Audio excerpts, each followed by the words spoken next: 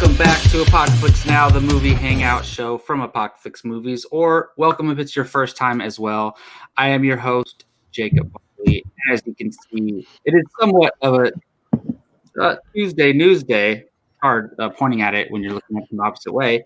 But yes, if you don't know who we are Apocaflix Movies. We just love film and we love to just hang out and talk about it. We have another full house episode today. We have Keith Barnes here, Gio Ramos, Brian Avalosino, and Jake Berlin. What is up, guys? Everyone's here.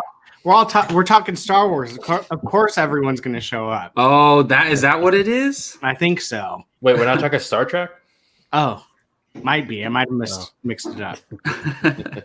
Don't piss off Keith. He's a diehard Star Trek fan, all right? All right. So, yes, we are going to talk some Star Wars today, and kind of provoked by the recent Mandalorian stuff going on. But we also have a cool news story to touch on as well. But before that, I want to ask you guys, how was your holiday weekend? For me, just another day. I don't do pretty good. I told Keith yesterday on the casting table recording, I'm pretty sure I gained like 10, 12 pounds. and it's not the camera. Nice. I thought you were just closer up. Oh, thank you. That's very kind of you. Yeah, an asshole. It was a little bittersweet. Oh, it's okay. Like, it's okay. Normally my family gets together like in a large group, like everybody. But this year we kept it very small, but still got to see family. So that was a good thing. Right on. Oh, yeah. Sounds good. Awesome. So as most of you know, regular viewers know, we do something here called the Movie Watching Challenge, where every week one of us gets challenged to watch a movie that we have not seen, and chosen by the other four. Comes down to one film. And last week I was challenged to watch No Country for Old Men, and it is a film that Keith chose. And this is a Coen Brothers movie. Do you guys say it's regarded as their best film? I mean, I'm not sure. A lot of people say that. It depends on who you ask. Probably widely, but maybe not to everybody. Yeah. Interesting. Is it anybody's here's favorite of theirs? Well, let's be honest. I haven't seen it, so. Oh. Sometimes it's probably my favorite. Sometimes you surprise me, Brian, with what you've seen. No. Sometimes. I'm trying to remember of all their films. I'm not going to officially say that's my favorite, but it's up. Yeah, it's tough. I mean, look, this movie is incredible, I will say. I mean, I think you guys knew that I was going to enjoy this film. I mean, right off the bat, I have to talk about Javier Bardem. Oh, my goodness. What? Yeah. What was he doing before this? Was he well known before this? What was that indie movie He was. did? He was in a movie called Beautiful. Beautiful. Yeah. Beautiful. Yeah. He was actually briefly, if you remember, I don't know if you remember the movie Collateral with Tom Cruise and Jamie Foxx. Oh, he was in that. He was in that. Really? He played he was the drug dealer that hired Tom Cruise to yeah. put up. Anyways, I mean, I think it's safe to say like this boosted him to like elite Hollywood status as far as talent wise. I know he won an Oscar for this, but Javier Bardem as Anton Chigurh honestly is in the conversation for most intimidating character in any movie ever. To be definitely honest, up there. Yep. I mean, I can't think of 5 more that are more intimidating than him. Wasn't he in one of our drafts? Yes. Who's in the villain draft, right? Yes. Was he? Yeah, the villain draft. He could have been in the one. There was one where we like have to pick some to protect us. I forget which one it was, which draft that was, but he could have been in that one. He could have been in multiple. Hero draft. Yes. Hero draft. Hey, he could have been in that one too. Or he's a villain, I would say. But overall, look, I acknowledge this film is a great movie. It really is, and some of the best scenes I've ever seen, especially with Javier Bardem. Yes. I don't know how I feel about the ending, to be honest. Yeah. It is another one of these movies where if the ending stuck the landing for me personally, this would probably be in the conversation for like top 20 favorite films of all time. And for example, another movie for me like that is like Birdman. I knew you were. I love Birdman. Absolutely love it. Like Birdman has the best ending. Shut up, Jacob. 9.5 out of 10, but the ending didn't work for me. This is not the same. Don't spoil I'm not Birdman. spoiling anything. I'm not even spoiling No Country for Old Men, but Okay, good. I will say one thing that was anticlimactic for me, and I know the reason why they did these things. It was an artistic choice to represent something like a bigger picture, a point they were trying to make.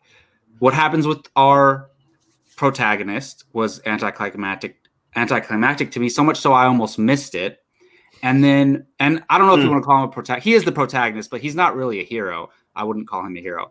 And then also the overall like last 20 minutes of the movie, I get they were going for an artistic choice, but I don't know. I haven't had enough time to process it yet. I just watched it last night, but overall, like, I know we don't really give scores anymore to movies often, but still, like 9.5 out of 10 and almost 10 out of 10. Jacob, how about this? Would you see it or skip it? Absolutely see it. There's like a good one, Jake. There's a group of movies. There's a group of movies that like are on my must-see list, and this was one of them for the longest time. And thank you, Keith. I'm so glad I watched it. As a film fan, I loved it. And I think the ending is a fun discussion for film fans. You know what? If next time you and I get together for Barley and Barnes, we'll talk about it. But I will argue. I'm not spoiling anything, of course. But see how they discluded us from everything else? Yeah. Well, we could talk about it, Brian, if you would watch it. Okay, I'm curious though. Go ahead. I'm curious. Do you think I would like it? Yes, I think it's one of those movies. No. Well, look, actually, I think he would because. Look, go ahead. I'm sorry. I mean, I think it's one of those films where, like, once certain scenes start happening, and I'm talking about the first 30 minutes of the movie, Brian's going to put down his phone and not want to pick his phone up again because Javier Bardem is just, you cannot take your eyes away from the screen when he's on screen. And I was watching this actually. My girlfriend does not particularly like watch movies like this. Who?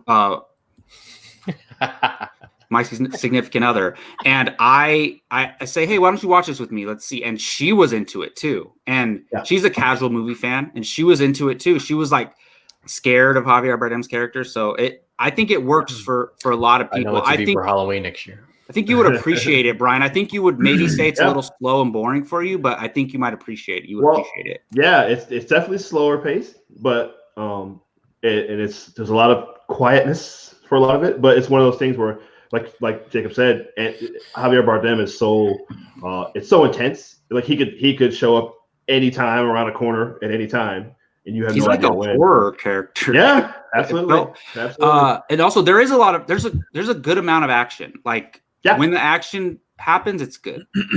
A very suspenseful cat and mouse type of movie. Yes, it is. Absolutely. There's almost no music in this movie. There's only like 8 minutes worth of total music. I noticed that afterwards. Yeah. So overall, I think it's a success. I love it. So the other part of the movie watching challenge is someone else gets challenged, and I chose Gio to be the next person being challenged.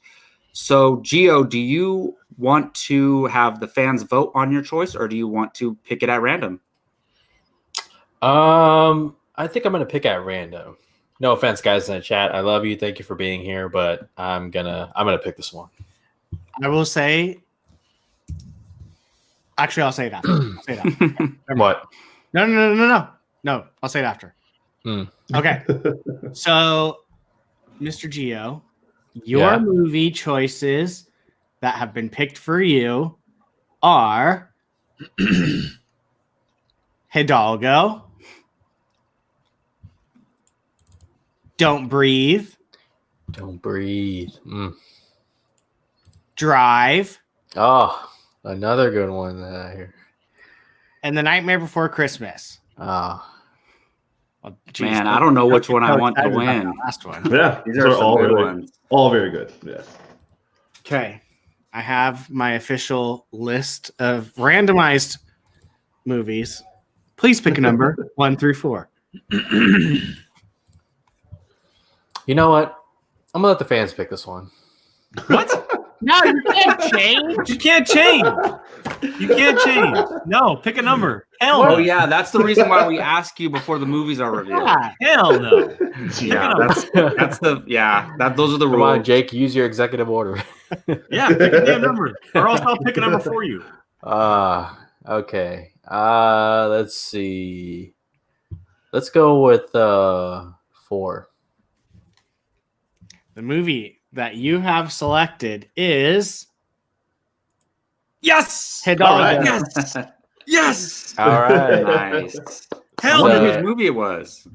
See, the the one that was really good. so Number pumped. 3. That's I get to watch this again. Viggo Mortensen, huh? Mm-hmm. I Okay. will tell you this, Jake. At the very last sec, I had The Nightmare Before Christmas as 4, but then at the last second, I was like, "Oh no, I want to switch them up a little bit more." And I switched it. So when he said 4, I went, "Yes, mine won." And then I looked and I was like, "Oh shit!"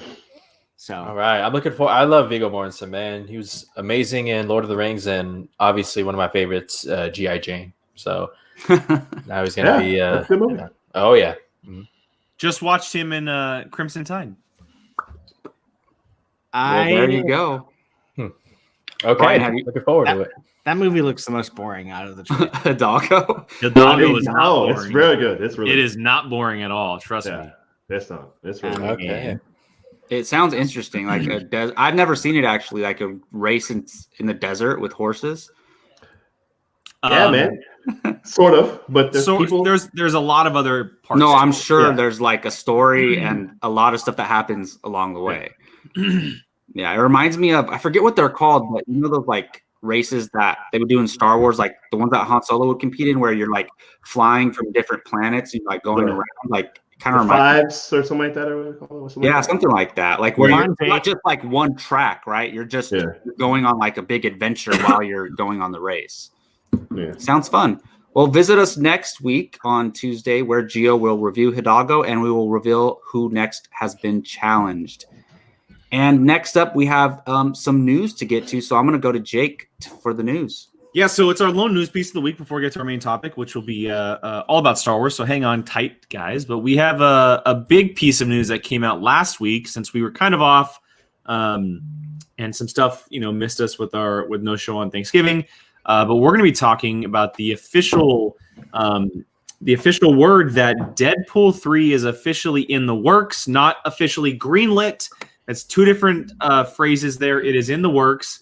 And what I mean by that is that Deadline has reported that Bob's the Burgers writers, Wendy Excuse me, Molyneux- no. Not Bob's the Burgers. Bob's Burgers. Whatever. Bob's Burgers. That's like my favorite show. Deadline has reported that Bob's Burgers writers Wendy Molyneux and Lizzie Molyneux Loglin have been hired to write the script. And the key here is that both Marvel and Ryan Reynolds together worked on the hiring. It wasn't just Marvel. It wasn't just Ryan Reynolds. It was the both of them. Paul Wernick and Rhett Reese wrote the first two, and they will not be returning to write the script for the third. And then it was also said in the report that Marvel is open to the idea of David Leitch returning, but most likely won't happen because he has a very, very busy 2021 and 22 with movies. I guess he has a lot of movies coming up on the slate. And then the biggest part of all of this is that it has been said that more than likely, with a big chance, it will be rated R going forward in the MCU. So, yeah, this is some pretty big news. Obviously, we've been waiting for this news. We figured it would have happened at some point, but now it's officially coming, or officially being put in the works, rather, for a later date to be confirmed. So, yeah, Deadpool 3, guys, in the MCU. What do you think? No surprise. Given how successful financially the first two movies were, I mean, Marvel would be a fool to, or Disney would be a fool to just, throw away the franchise and say, that's not our MO. But I just have a lot of questions as far as will we see other characters from the MCU be in this movie? Especially if there's going to be an R-rated project, are you going to take your characters and put them in there? I mean, I don't see no harm in doing it, but then you think about the multiverse and all that other stuff. It's just, I'm very interested to see how they'll go about this. And sad about the writers not returning, the Paul Wernick and Rhett Reese, but that's probably Disney saying, hey, look, you want to do this franchise, you're going to do it our way. You're not going to come in here and start, doing whatever you were doing at Fox. Like, we have a certain way of doing things, and I'm fascinated. I can't wait to see what's going to happen. I might be in the minority, but I'm excited that we have new writers. Well, Brian, I wanted to ask you, because I don't watch Bob's Burgers. How does that You're not in the minority, by the way, Brian. shape your opinion on this, Brian? I got very excited when I heard that Bob's Burgers writers were going to be overseeing it, because Bob's Burgers is a very witty, kind of smart ass sense of humor type show, and I think it works perfect for Deadpool if they go through that. And I would not be surprised in the slightest if the voice of Bob's Burgers shows up in this movie, just because he's in every capacity of that world. But I mean, I think it's the perfect fit, and I could be wrong, but I'm pretty sure the same writers of Bob's Burgers is the same writers for Archer, this animated spy show. If they are, I love that show, Archer. That show's hilarious. I'm almost positive, because I know that they've done a crossover episode where between those two interesting. shows. What? The animation's so different. I'm curious So how that worked. I could be wrong, but I'm pretty sure that it is the same. So if that's the case, imagine if you watch Archer, that type of writing with Deadpool is going to be hilarious. So Bob's Burgers isn't explicit, right? It's teeters on the edge, very hard, PG-13 ish. They say some stuff that you're just oh my god, the kids shouldn't be saying that, but it's not dirty and Yeah, but it's not a kid's show. I wouldn't say it's more of an adult. No, yeah, it's animation definitely show, more of an adult type show. So yeah, I think that it's absolutely perfect. I think it's a match made in heaven that I am very, very excited to see on screen. Interesting. Keith, how do you feel about this, man? Yeah, haven't watched Bob's Burgers. So I'm not familiar with those writers, but it's a popular show, right? So we're supposed to be, aren't they doing a movie? We're supposed to be a movie out this year. Yeah, there was supposed to be one that came out this year. Yeah. So people seem to. I'm glad, Brian. I'm glad to hear you like it. I know a lot of people like that show. So very excited. How? Yeah, I mean, these first two worked out. We all thought kind of with losing Tim Miller, there may be some drop in. I don't know if there was or not. I kind of felt Deadpool 2 was kind of a little more of the same. Which that's not a bad thing. I'm just but worse. But worse. Yeah, I know. I know what you mean. But I don't think it was bad though. I don't think it was bad, but definitely it's not as good as the first. But we'll see. It's not surprising. So they're saying it's in the works, but it hasn't been greenlit. They're gonna make it. That's what I'm saying. Why are they? It's verbiage. It's just verbiage. That's just like any Marvel movie. Because the way that the verbiage works is in the works is they're gonna hire some people to write the script and tell a story, but Marvel can always be we don't like what's gonna happen, so we're gonna go back to the drawing board, which is why they're not gonna officially say it's happening yet, because it could end up taking a while. And I wonder if this will actually be in the MCU, because it says that Marvel Studios will have oversight over the film. I'm wondering if and how they would cross it over with the MCU. And by the way, I think they will, because it's too. Are you saying you don't think it's going to be inside the MCU at all? I'm saying I don't think it's official yet. I don't think there's any question that this is outside of the MCU. I think it's inside the MCU no matter what. Yeah, I agree. Well, they haven't confirmed it yet, though. They said Marvel Studios will have oversight of it.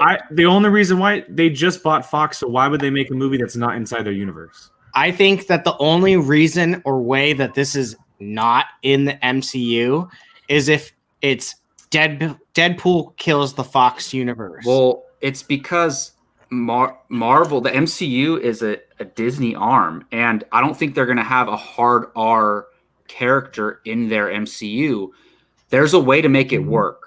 There definitely is, but I think there's a possibility that they put it out under the Fox brand and Marvel Studios is just a producer.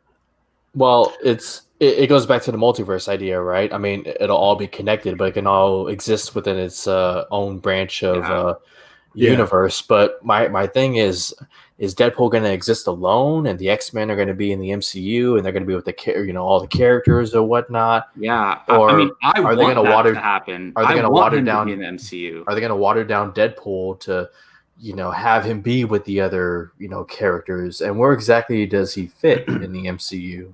With where the movies are heading. So that's. We've talked about it so many times on this channel, especially when all the Fox stuff was happening. Yeah. I don't think that there's any way this is not under the MCU banner. Personally, that's my opinion. I agree with you. And I think that there's a good possibility that they do it the way that we talked about, where his films have the R rating. They're Deadpool-like, and then when he crosses over into other sides, they do something fun and interesting with him, whether it's bleeping him out, or it's something like that where it's a twist on the character, because it would add so much more layers to the way that Ryan Reynolds portrays the character. And it would add a lot more fun bits to the character. But yeah, I don't think that there's any possible way that this isn't anything else other than the MCU. Out of all of the X-Men characters, other than like the Wolverines and the Magnetos and maybe the Storms, which we'll see a little bit more from tomorrow from us. I think Deadpool is the one that people want the most. They want Deadpool the most inside this universe. We've seen how many Wolverines there are, or how many Wolverine movies there are on properties and stuff, and we want to see that character inside the MCU, obviously. But out of the current X-Men fold that's happening, Deadpool is the highlight. That's the one that people want to see the most. So I just don't to shake it up like that and to say like, okay, well, this is going to be under the Fox banner, but then we're going to cross them over later. I think it would get too confusing with people. And I think that at some point the MCU is going to have to add something to the level to be like, okay, we can go hard, we can go R with Deadpool, but we can stay true to ourselves with everything else. And that's fine. Like at some point they're going to have to do that type of movie. They're going to have to cross over into that at some point, because there's characters in this universe and their arsenal of characters that do that. I mean, at points, Wolverine does that. I mean, look what Logan did. So I'm not saying that they're going to do that. But if they just say, like, look, Deadpool's going to be the only R-rated franchise in our series, that's fine. I don't have an issue with that. I don't think anybody else would have an issue with that. I'm not saying, trust me, I want Deadpool in the MCU, 100,000%. I want that. But I'm just curious. I wouldn't be surprised if they do some kind of kind of is, kind of isn't type thing. But I do like that they got new writers, though. I will say that.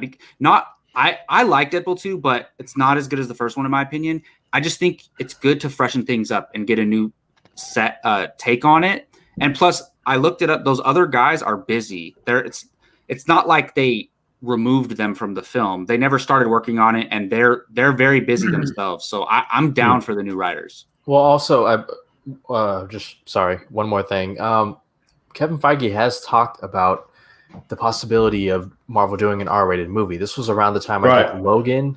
He came out and said that. Yeah. And you also look at what's already announced as far as the MCU goes. You have a Blade movie coming out in 2023 or something with Mahershala Ali. That could also be an R-rated movie. They could very well be planning this R-rated, corner in the MCU. Well, you gotta have Blade and Deadpool cross. Bob Iger, that'd be awesome. Bob Iger. I know Bob Iger's stepping away, but he spoke about that same thing, Gio. So yeah, I think you're absolutely right. There is money. Yeah, exactly. There was enough Exactly. money for Hugh Jackman to come back and to do a Deadpool Wolverine. Please, I don't think so, and that's the thing. To your point, Jake, Deadpool was just getting started. They only did 2 movies, and Well, it was so successful. They're yeah. not going to turn away from Well, that. we also have to keep in mind that they had the planned X-Force movie. They had a Right. big universe That's true. planned around him with other characters. Yeah. And I will say what Brian said. I love the fact that it's essentially a fresh start for everything except for Right. Ryan Reynolds. I'm okay with Oh, the yeah. writers leaving because I think I'm in the minority of people of groups that I don't like. I don't really like Deadpool 2. I think that it was way too campy. I don't thought like it took. I thought it was just way too silly. The first one was great at doing it, but it also took itself seriously, and it kind of just took a step back for me. That I love the character of Domino, but the Domino scene was terrible in my opinion. Like there were just really bad things that happened in the movie for me. I liked a lot of it. I loved Cable. I loved the action, but a lot of it was just really campy and joking, and to a point where it was just kind of become like slapstick compared to what the first one did. Bringing in new writers, bringing in a new director. That's what gets me excited. I'm very interested in seeing the director they get because there's only a specific amount of directors that can do this type of character. If David Leitch doesn't come back, that's okay. There's plenty of other people in the world that can do it. I'm just interested because there are only a handful that can really tackle this character so well. But I do like the fact that Ryan Reynolds is working with Marvel to do it. They understand that this guy has worked for this character for so long. He needs to be involved in every step of this process. And so to me, that's a really good sign. I'm looking forward to it. And I'm sticking by my thing that what Brian had said. I've been saying this for a long time. It needs to be Deadpool kills the Fox universe. That's what it needs to be. That would be crazy. And that's your chance of getting Hugh Jackman back. He literally kills the Fox universe. Listen, that's what they did. They did it in Deadpool too. They had him. He killed the other version. And he transfers over into this dimension or something. Like He killed the other Deadpool that Ryan Reynolds played. In the terrible Wolverine movie. So, I personally would love to see, and I've said this for a while, I think it would be really funny if Deadpool somewhat became like the narrator of the MCU, and like he, like in the sense, in the sense of like he's kind of like popping in and out all over the place. Like, I don't know how you would do it, but like, because he always in the comics he always seems to insert himself into random stuff.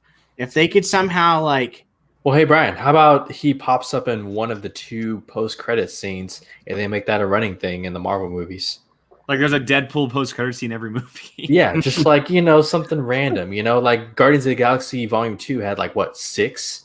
Like that's actually not a bad idea. Just make it like in what Brian's saying. It gives him a chance to pop in every single universe that's happening inside the he's MCU. like, Jesus, what happened here? Like I just think, like that, something like that, where he can just pop up all over the place, and like he clearly is breaking that fourth wall. Like exactly.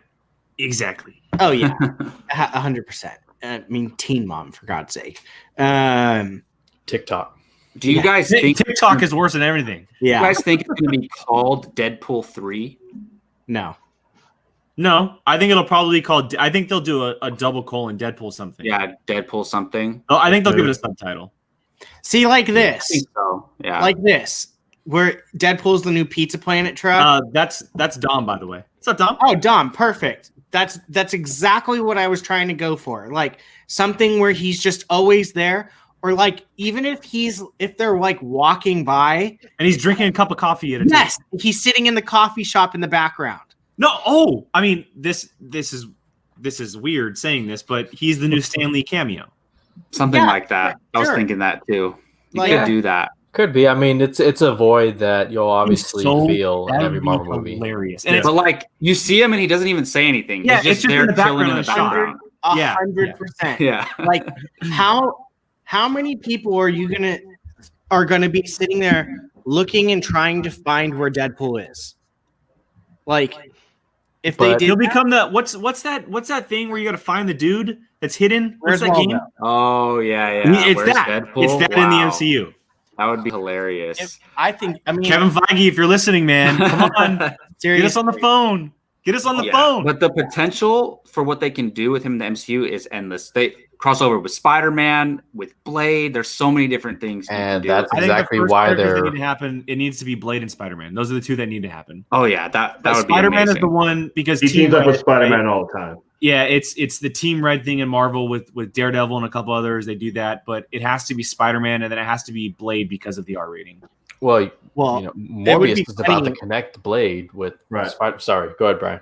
Well, No, if no, no. Morbius is part of all of this. I was just gonna say, I mean, you have a joke right there if you put him with Blade. He's like, you could literally have him go, "Why does this seem familiar?" Because Ryan Reynolds was in Blade 3. Like, Yeah, I mean, There you go. Yes. Man. Exactly. That's a good point. Exactly. So Yes. I mean, like, I personally like obviously give him his own movie, but I think the best, most like the fun way to get him involved in the MCU is by doing something like Jake said. Have him in the background in his full costume, like sitting at a coffee shop drinking a cup of coffee, and he doesn't say anything, and you're just like, what the frick is that Deadpool in the background? And That'd be so great. That'd be so great. I could see that. It would Real be quick, hilarious. so do you guys? So we think he will be in the MCU. How heavily do you think he's going to be involved in the new X-Men that we eventually get Heavily. introduced? Heavily. Heavily? It depends on when they do the X-Men, because they're not Heavily. exactly in a rush, like Yeah, but I we think just had Dark Phoenix. Ryan last year. Reynolds' Deadpool will be around for another 10 years at least. So Oh yeah, He's gonna play this character until he dies. So- 100%. Until he if dies. we get X-Men in 5 years, is he going to be involved? Because he's a mutant. He's a part, like, he's connected to that world first. So I could see him literally, Ryan Reynolds being like 85, and they could still be doing something, and him just coming, looking old as hell, and just being like swearing out some other yeah, character. like Deadpool started aging or something, and they Yeah, play like- on that. the thing that they could do, like, as long as they don't, like, Deadpool 2 to me was forced laughter, whereas Deadpool 1 was just like pure to me. And that just goes to show how difficult comedy sequels are. But go ahead, Brian. 100%. No, I completely agree with you. But I mean, like, you make people love the character by doing silly, stupid stuff. Like, and yeah, it might, to some people, it might get annoying seeing Deadpool in the background. They're gonna be like, "Oh, Deadpool's everywhere," blah blah blah blah. But it's funny. Like, people think of like the people that would just literally go nuts over that. I mean, Yeah. you would create a whole new like little mini fan base of people being like, Yeah, it just has to be in the right movie. I think, like, I don't want him to do like a funny gimmick thing in like an Endgame type movie. It just has to be in the right movie for me, because I don't want it to get too campy and stuff. well, that's what I'm saying. He doesn't even necessarily have to do anything. He can Yeah. literally just be. Well, yeah, he doesn't even have to talk. If it's like that, Yeah. then I'm I totally mean, fine with it. if they're in London, have him just be in a phone booth on the phone. Something Yeah. like so simple. Like, it's almost in the, like James Gunn does with his Easter eggs and Guardians that people look for. Like, Yeah, I'm totally down for that. like that. Well, speaking of the MCU, our next casting table is going to be on Storm. And I say that and Storm from the X-Men, because we assume the next time we're going to see Storm on screen is in the MCU. And a couple of us, I believe it was just Gio and Keith did a casting table for the Storm character, and in the idea of who could play her in the MCU, tying into the X-Men. I don't know if you guys discussed possibly tying into the Black Panther franchise at all, but I mean, that's always a possibility. Yes, we did. So check that out. Yeah. It is coming out tomorrow at 10 a.m. on our YouTube channel. If you want to hear our speculation on who could play Storm, those are always fun. All right, so we are going to discuss, like the thumbnail and the title says, the future of Star Wars. And I'm going to have Jake introduce this as he came up with the topic. Yeah, it's something that I've had on my mind for a while. Obviously, Star Wars movies are done for a little bit, right? Rise of Skywalker was the finale of the Skywalker saga last year. No spin-offs are currently planned. There's movies still in the work with other directors. I know they have release dates happening, but no official word as to when those are actually happening. And The Mandalorian's kicking ass on television side. We know that we're having other shows come as well, like Cassian Andor, Obi-Wan, possibly even a little bit more. So I wanted to have an open discussion, very casual, open to conversation with you viewers as well, commenting along about the future of the franchise. If it is on television, if it's in movies, if it's both, if it's a mix and match, if it's, on this or that, or if you want a break or you want more or whatever it may be. Because it's important because Star Wars is arguably the biggest franchise this space has ever seen. That the film industry has ever seen, possibly the world has ever seen. And it's kind of hitting a little bit of a lull right now outside of The Mandalorian. It's the only good thing that's going for it currently. Video games are kicking ass, but that's a different aspect of it. We're talking about movies and television here. We don't know what we're going to get from Cassian Andor. We don't know what we're going to get from Obi-Wan because those are still a ways off. So I wanted to have a little conversation about it. And I have my own ideas, but I wanted to hear from you guys. I want to debate and speculate and theorize and have a little fun with this one. So Jacob, if you want to shoot us off, or if we just want to go in order or go randomly and people speak up and we interrupt like we did last time, totally for it. But let's what is the future of Star Wars? What is the future of Star Wars? I can just get us started. I think we'll get into this a little bit, but I don't think it needs to be streaming versus movies. I don't think it has to be TV shows versus movies, but we've already seen 11 movies, most of them very successful. That's what Star Wars has been. So 12. Oh, has it been 12? Did I forget one? The Clone Wars. Yeah, that Clone Wars. Well, we never include it in our rankings or anything. So should we include it when we mention how many movies there are? Trivia. It was the introduction of Ahsoka. So that's wasn't there the straight to VHS Ewok movie? Yeah, but that's not like canon. The Clone Wars movie technically is canon, though. Hey. So that's the thing. So It's safe to say that we've been spoiled with Star Wars movies, whether you like them all or not, or whether you like most of them or not, whatever. So streaming is going to be a heavy focus going forward, and I don't think that means they're going away from film. I think we're still going to get films if the movie industry survives this damn pandemic. But let's just say, for this argument, let's just say that the movie theater industry survives somehow. I want to see what direction they're going in films, because I know we're going to get streaming. The Mandalorian is taking over as one of the biggest things in television right now. And I want to know where they're going with films, because that's all of our first experience with Star Wars. So for me, I just want, even if there's more TV shows than films, that's fine.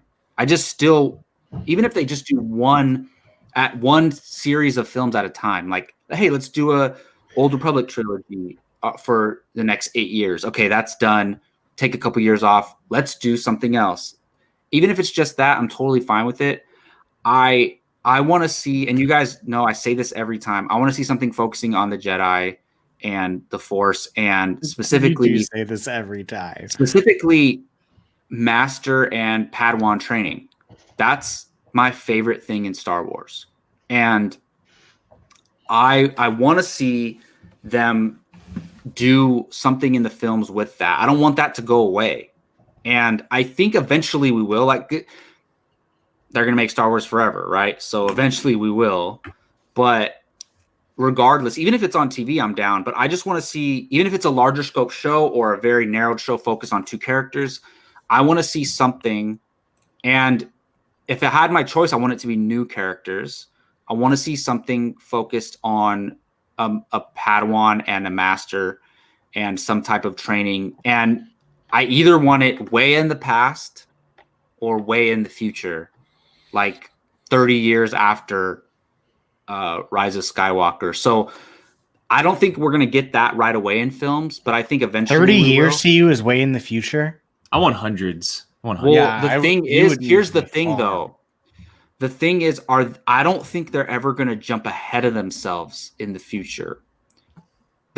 That's the thing, because whatever they do in the future, like if they do a movie 10,000 years in the future, like that's what the future becomes. And yeah, but you have 10,000 years to play with. I mean, I guess it's 10,000 as long as it's way far in the future. But the thing is, I think they're never gonna. I don't think they're gonna jump ahead of themselves and then go back again in between Rise of Skywalker and that period. You know what I mean? Well, just to play counter argument. I mean, and I know that it was set in stone for them, but they did the sequel trilogy, and now look what they're doing with the Mandalorian. That's a good point. The future is already set, and that's only a 30-year gap. I guess you could do that. Yeah, I don't think a future set in stone really, makes it that you can't tell stories, because again, and this conversation comes up all the time, but why make everything smaller? Right? And you had said it, Jacob, new characters. Like that's the thing that makes it so exciting in Star Wars, because the galaxy is so big. It's so big. Like there's such a vast amount of people out there in the Star Wars galaxy that you can tell stories about, right? And we're getting a mix and match of it in The Mandalorian, and the first season was solely based in this world that he lives in, and now we're kind of getting a little mix and match with some characters that popped him in other stuff, not in the movies, but other stuff that have come in, and it's been very exciting. I'm with you 100% on seeing new stuff. Like we need new things. But the biggest thing for me is that, and Chuck's been saying it in the comments, but they need to have a plan. I need a plan. I don't care about what they do. I don't care about what they tell, how many stories they do. If it's 5 movies a year, if it's 5 movies every 20 years, I don't care. I just want a plan, because the sequel trilogy, as much as I love The Force Awakens, as much as I love The Rise of Skywalker, and as much as I'm coming around on parts of The Last Jedi, there was no plan. There was no plan at all. They need to be able to sit down and, Jacob, like you said, if they do one series at a time, I'm cool with it. I actually prefer that, so they can focus. Just make a plan. Yeah. Like if you're gonna do one series, then let a director do one movie, and if it's successful, do a second movie. Don't set it up as a trilogy. Set it up as like, okay, we're gonna do one movie, we're gonna see how it does, and then if it's good, we're gonna do another. Like, who cares? Like, it doesn't need to be set up and announced as like, okay, we're doing a trilogy of movies, and they're gonna be released these days. Because we've seen so many franchises in the past struggle with that. Most recently, Fantastic Beasts. Look what the struggle they're going through, right? First movie was okay. Second movie was trash. And now they're struggling to get a third movie out. Second movie was trash? Second movie was trash. Sorry, Gio. I'll say from a Harry Potter fan that it wasn't. So, and it's just, you need to be able to focus on one thing at a time. And there's a lot of things that need to come into play. They obviously need to make changes at the executive level. They need to do things differently. They need to have other people involved who aren't making decisions that are the same old things over and over again. But there's one thing that kind of has been popping in my head that I'm very interested in seeing if they would do, or if it's even a possibility. I obviously want movies like what you're mentioning, Jacob, like the Jedi and different kind of stories. But because of how cinematic these television shows have been, I think it would be really, really cool if the series ran for 5 seasons, right? We get 5 or 6 great seasons, and then the series ends with a movie. If it ends with a movie instead of a season, and that way we get to see those characters on screen, because Star Wars is best on the big screen. So, and this doesn't have to happen for the limited stuff like Obi-Wan or anything like that, or even Cassian Andor if it's just one season. But the stuff that's going to run multiple seasons, like, could you imagine seeing a Mandalorian movie to end the series, to finish it all off, like that story finish off on the big screen? That would be really cool. And there's your chances at giving us those spin-off movies that we want, because it's different stories from the main trilogy or main story that's being told.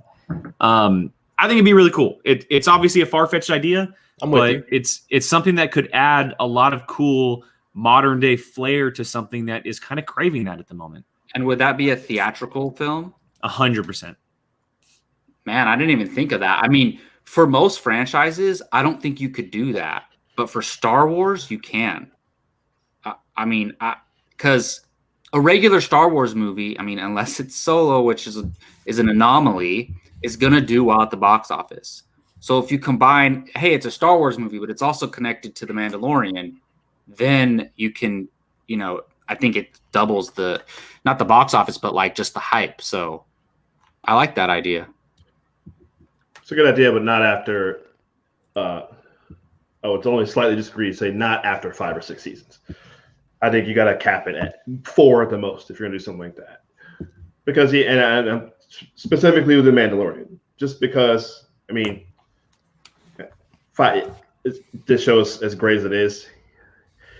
There's only so much of this him going from this planet looking for this thing or looking for this person, and then they're like, all right, you need to go to this other planet, and then he's got to go to that other planet looking for this person for this thing, and then they're like, all right, now I need you to go to this other planet. You can't do that for 5 or 6 years of that. You're like, it's eventually what's going to happen is he's gonna run it, like the big stuff's going to start blending in, like right now what we just saw with this last episode, so they're.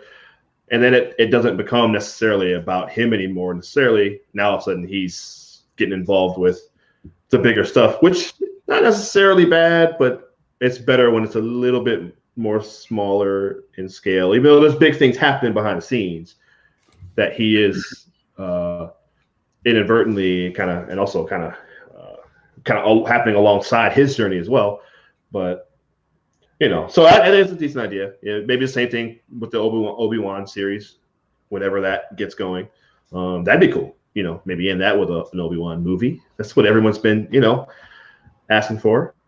So that kind of stuff would be great. So yeah, that's not bad, Jake. It's a pretty good idea. Don't get my hopes up, Keith. Send it Jake, into Lucasfilm.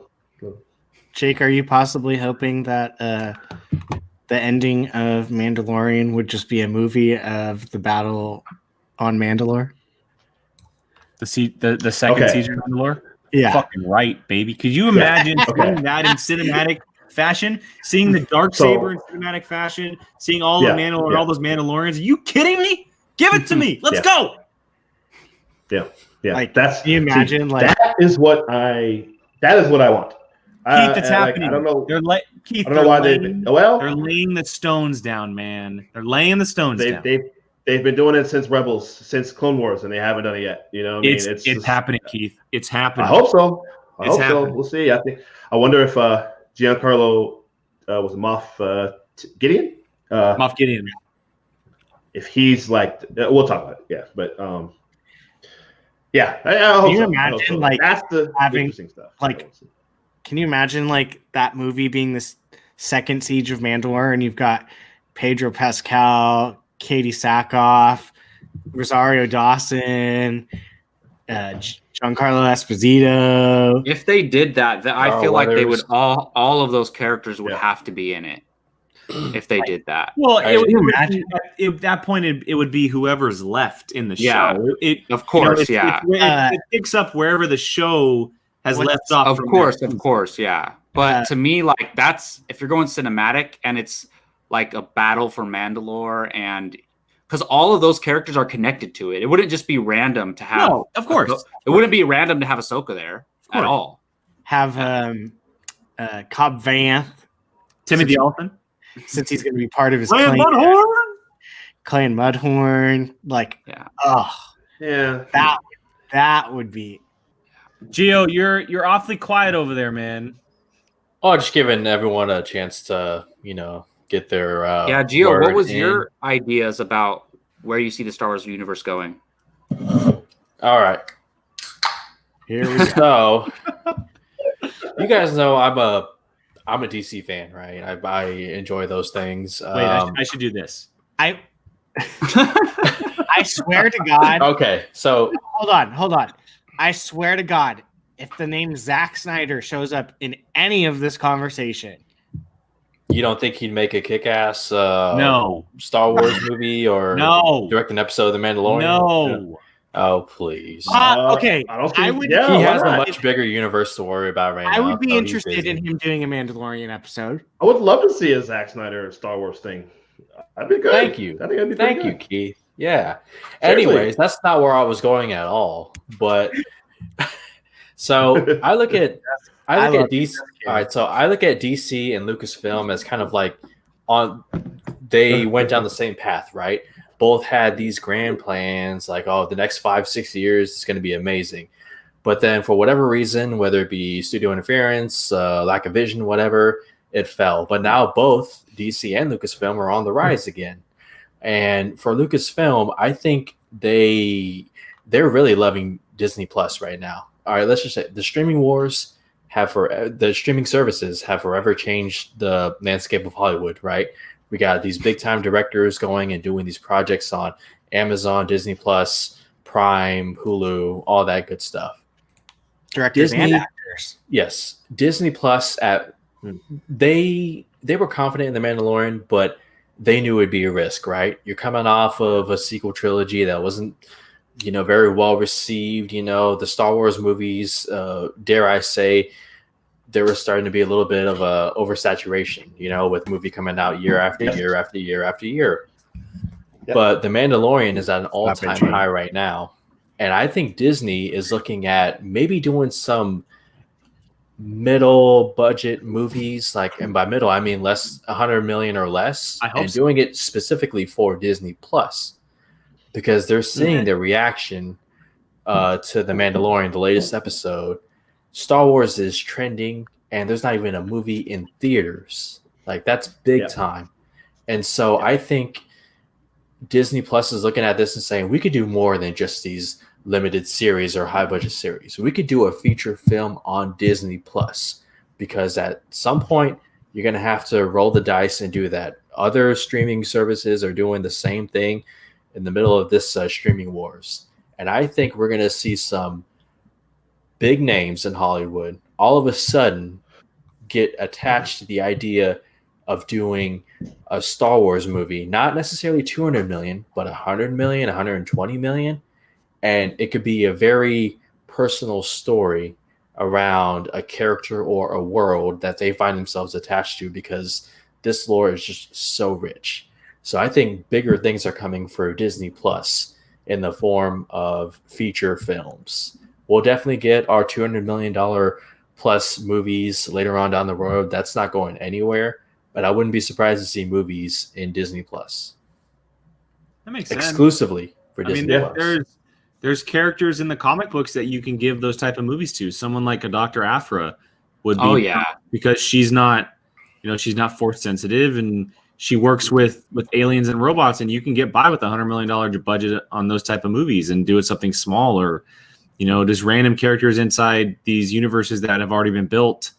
You can tell stories about, or a brand new character for that matter. Yeah, I mean, look at Asajj Ventress. She's a popular character, hasn't even shown up in anything but animated. Yeah, and the only counter argument, exactly. The only counter argument I'll give to that, Gio, is that it would be very hard, and I get the move, but I just feel like Star Wars movies they live on the big screen for me. It's a big screen thing for me, and they'll very much be on the big. Yeah, and I understand that these would be small budget films, and they would be set for Disney Plus.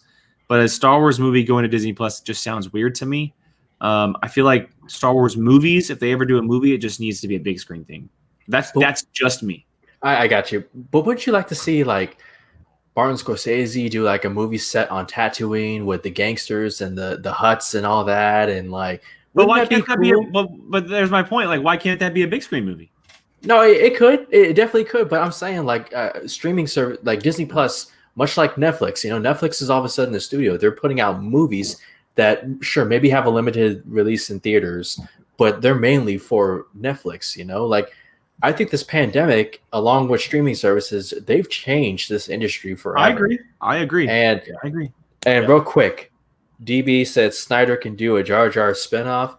Snyder will make Jar Jar cool like he did Aquaman. Oh, goodness. He's proven that he can make these lame characters that people make fun of into badasses. And hey, I'd pay to see that. We can follow Jar Jar and that kid he meets in the novels. That'll work out great.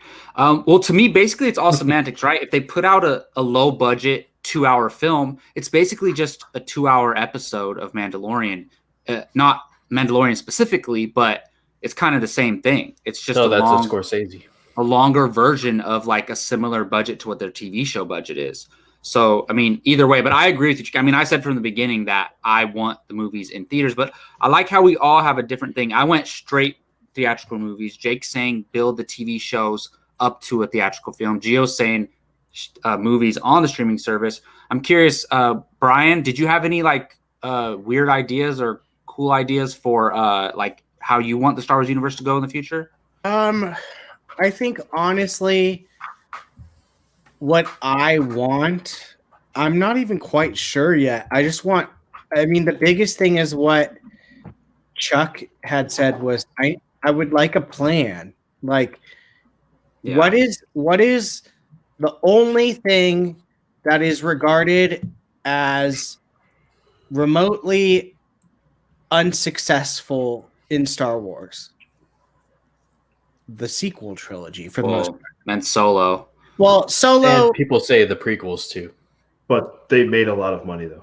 But the prequels are in good grace with everybody now. To them, it's all about the money, right? Like, I'm sure they're not happy with the responses to Last Jedi and Rise of Skywalker, but I mean, The Force Awakens is a huge success, so it kind of like trumps over the failure of the other two movies because they both made over $1 billion as well. I mean, let's put it this way. To me, the sequel trilogy is the biggest failure. And I'm not including Solo in this because I think Solo is going to gain a cult type level of love and stuff will come from that. Let's put it this way. If Star Wars had done, or I should say, if Disney had done the sequel trilogy correctly, there is no way that the last movie should have made the least amount of money. There's no way.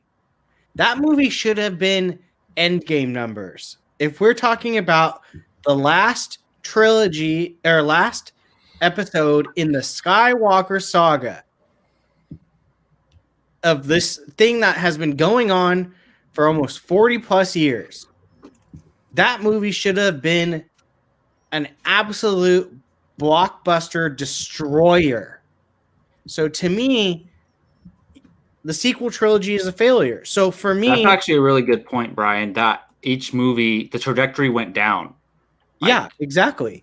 Well, sorry, go ahead. No, go ahead, Gio. Well, no, I was going to say, like, the thing that The Force Awakens had working for it over any other movie made after it was that there was such a big gap between Star Wars movies that it was event level.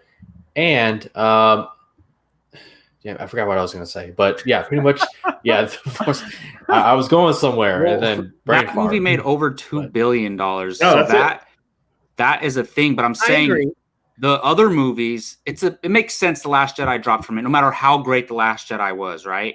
But the Rise of Skywalker, to Brian's point, should have made more money if it was like a narrative success and like audience reaction success. Yeah. And let me say one thing. It was the fifth movie in 4 years. Yes. Yeah. That was another thing. That was, yeah. Here's also the thing.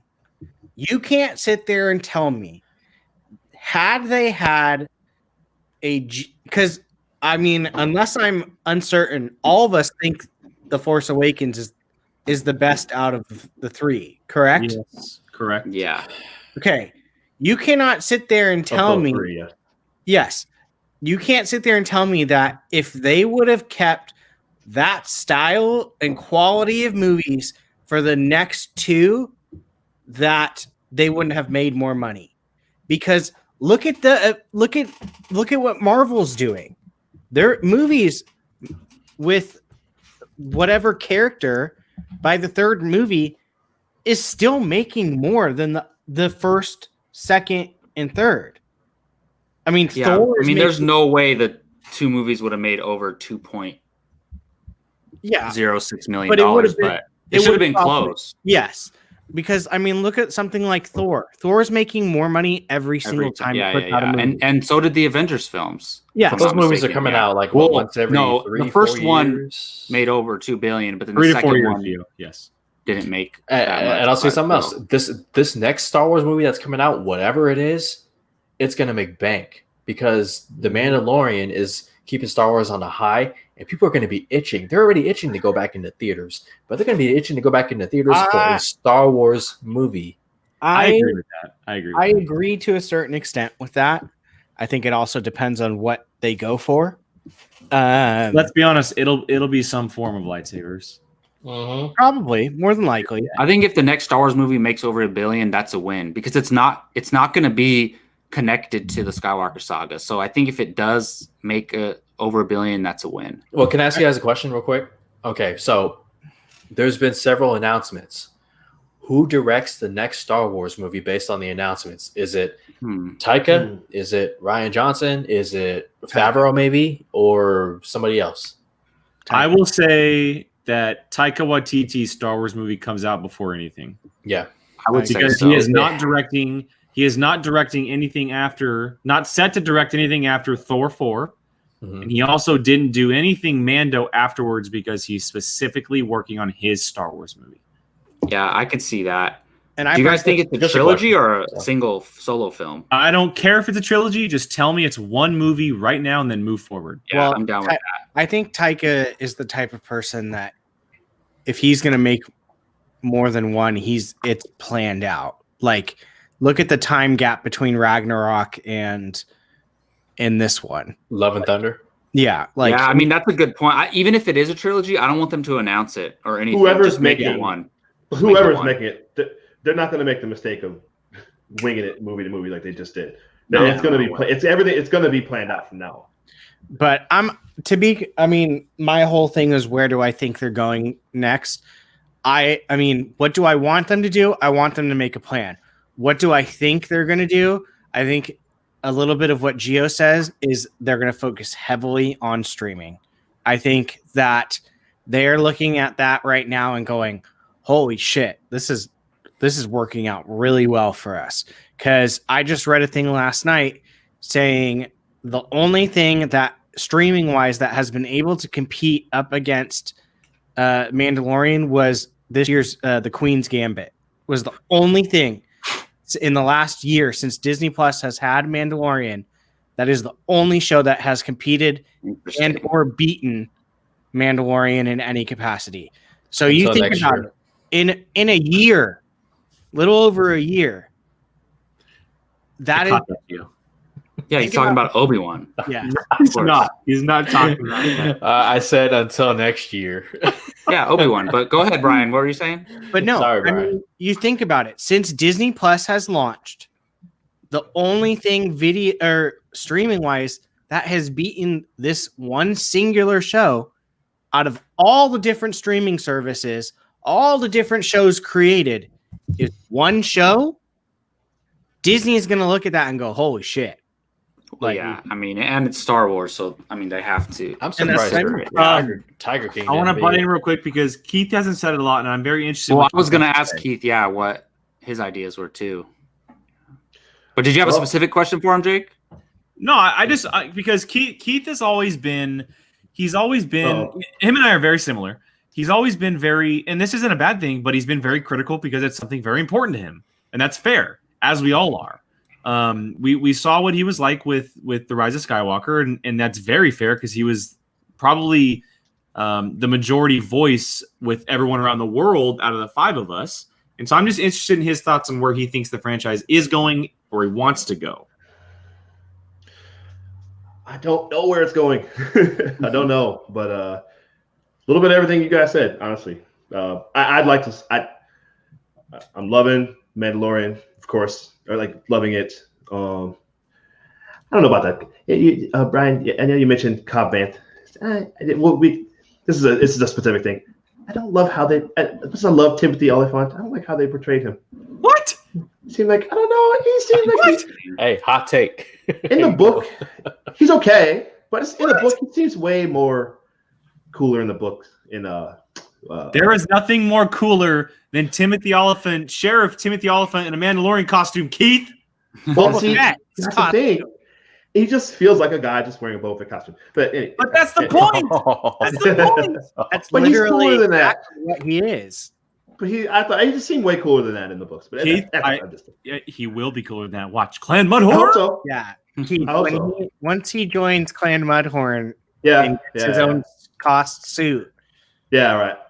Yeah, I hope so. It was cool to see him, but that was a minor thing. This last episode was I loved the episode with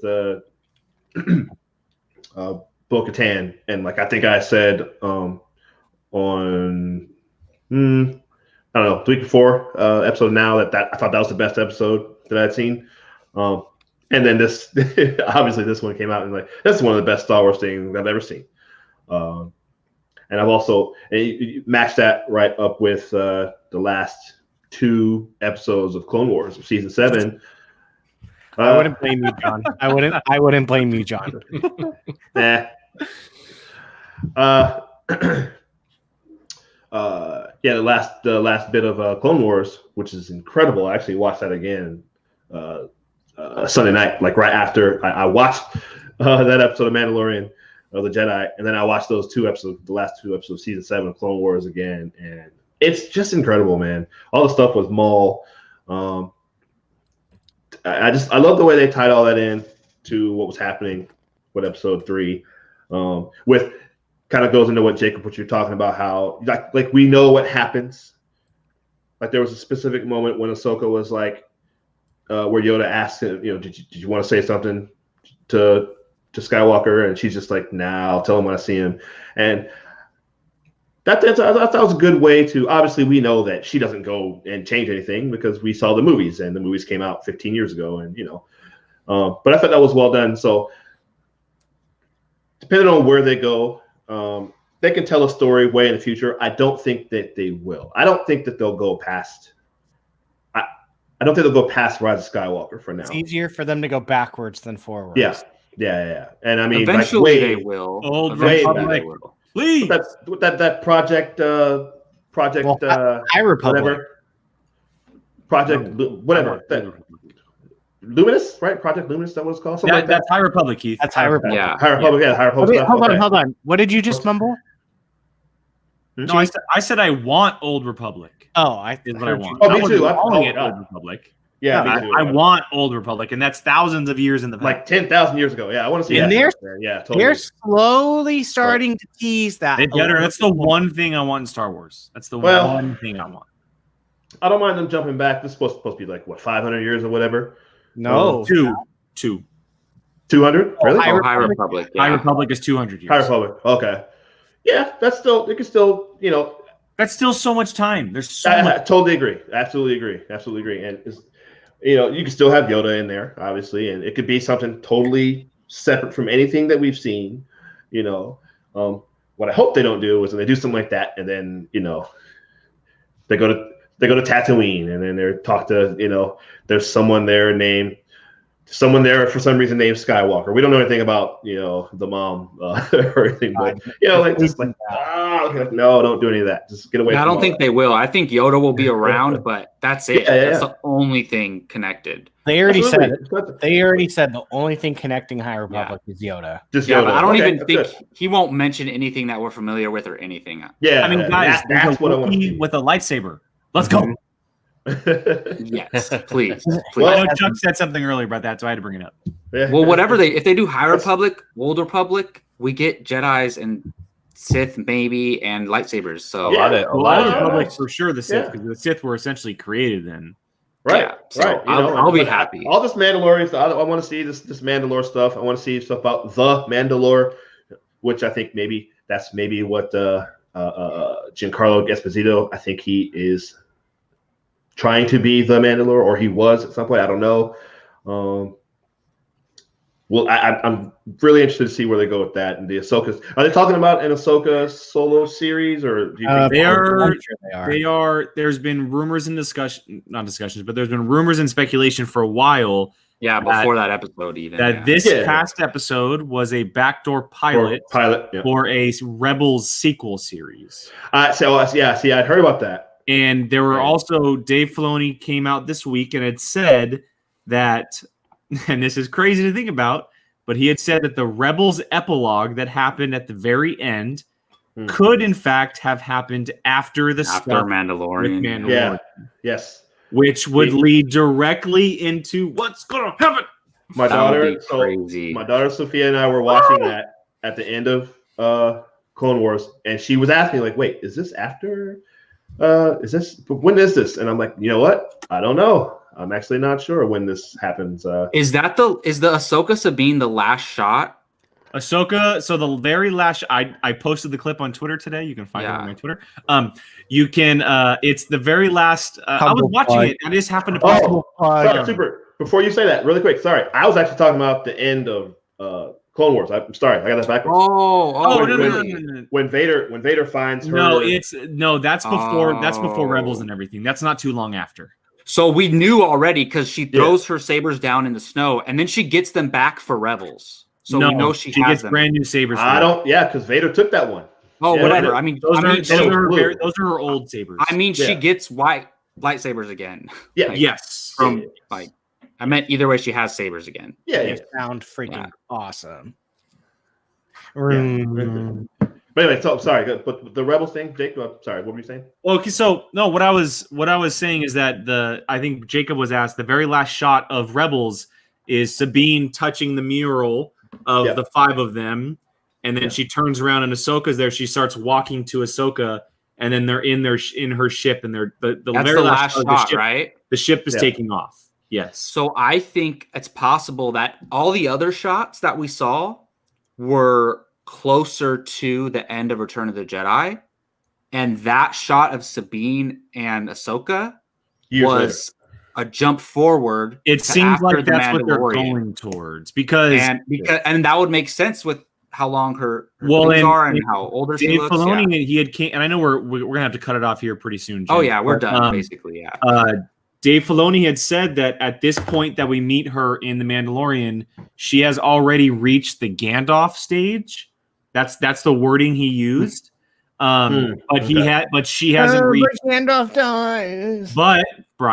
But she hasn't reached Gandalf the White yet. So he was alluding to Fellowship Gandalf. Mm-hmm. He wasn't, and the one we see in Rebels is Two Towers: Return of the King Gandalf. Wow. Yeah. Interesting. That would be cool. Well, does anybody have any last thoughts on this whole discussion? Just get a damn plan, people. I think they are. Here's the thing. Go ahead, Brian. Go ahead. I was just going to say, look at what has been most successful of all the Star Wars stuff.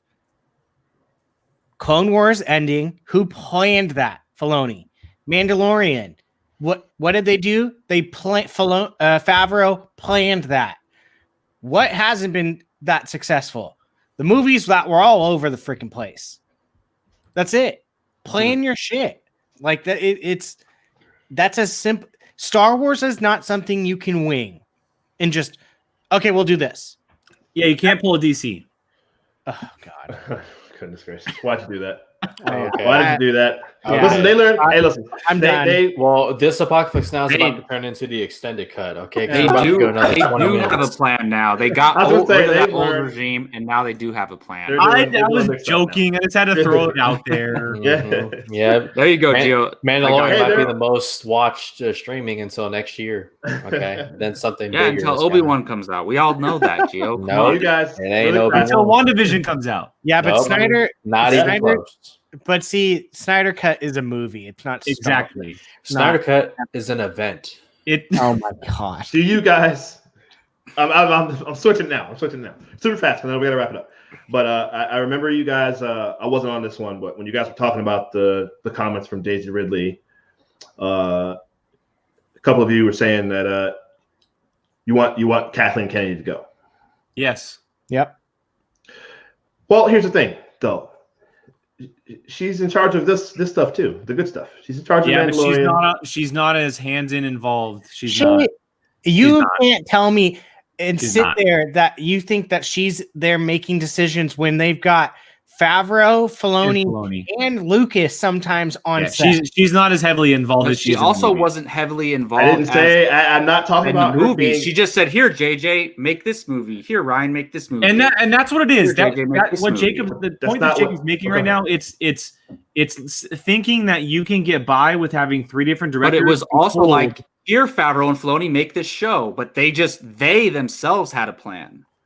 Yeah. So if she would have gotten a director to do all 3 movies, we wouldn't be having this conversation. 100%. We wouldn't be having this conversation. All I'm saying, but she's got to go. She's still in charge. She's in charge of the stuff you like too. She's in charge of the good stuff too. That's all I'm saying. I'm not saying she's in like hands on. She's making decisions. She's in the chair. In the words of Christian Bale's Batman, she's the boss. Or maybe this was Harvey Dent. I don't know. One or the other. You either die a hero. Or you either live, Harvey Dent. Harvey Dent. You either die a hero, or you live long enough to see yourself become a villain. Kathleen Kennedy, die a hero. Die a hero. Bring back George. You tell me he wasn't involved in Mandalorian? Get out of here. And I think that keeping him the set. That's it. Keeping him at arm's length is the right way. I think he's been a great advisor. Yes. Yes. Totally as you can see, we can go on this forever. There will be a second part to this. Maybe we need to bring Padawan back. Hashtag save Padawan podcast. I think I'm going to start. I think I'm going to start that. Yeah. There you go. Yes. All right. Well, that's going to do it for this episode of Apocaflix. Now, as you see, all 5 of us are huge, passionate Star Wars fans. It's kind of one of the things that makes it all work. But we're going to go for now, and you can see us again this Thursday. Again, don't forget to check out our casting table of the Storm character tomorrow at 10 a.m. But also on Thursday, you'll see us discussing some of our favorite holiday films. Again, for Jacob, Keith, Gio, Brian, and Jake, thank you for watching. We'll see you all in a couple days.